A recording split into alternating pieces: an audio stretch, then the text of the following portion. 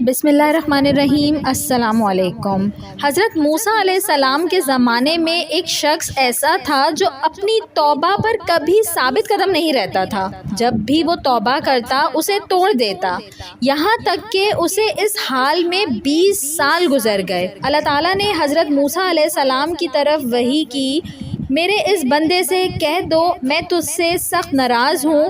جب حضرت موسیٰ علیہ السلام نے اس آدمی کو اللہ کا پیغام دیا تو وہ بہت غمگین ہوا اور جنگلوں کی طرف نکل گیا۔ وہاں جا کر بارگاہ رب العزت میں عرض کی، اے رب ذوالجلال، تیری رحمت کم ہو گئی یا میرے گناہ نے تجھے دکھ دیا؟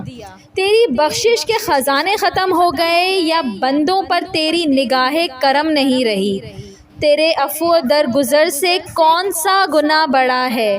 تو کریم ہے، میں بخیل ہوں، کیا میرا بخل تیرے کرم پر غالب آ گیا ہے؟ اگر تو نے اپنے بندوں کو اپنی رحمت سے محروم کر دیا تو وہ کس کے دروازے پر جائیں گے؟ اگر تو نے دھتکار دیا تو وہ کہاں جائیں گے؟ اے رب قادر و قہار، اگر تیری بخشش کم ہو گئی اور میرے لیے عذاب ہی رہ گیا ہے تو تمام گناہ گاروں کا عذاب مجھے دے دے، میں ان پر اپنی جان قربان کرتا ہوں۔ اللہ تعالیٰ نے موسیٰ علیہ السلام سے فرمایا، جاؤ اور میرے بندے سے کہہ دو کہ تو نے میرے کمال قدرت اور عفو و درگزر کی حقیقت کو سمجھ لیا ہے۔ اگر تیرے گناہوں سے زمین بھر بھی جائے تب بھی میں بخش دوں گا۔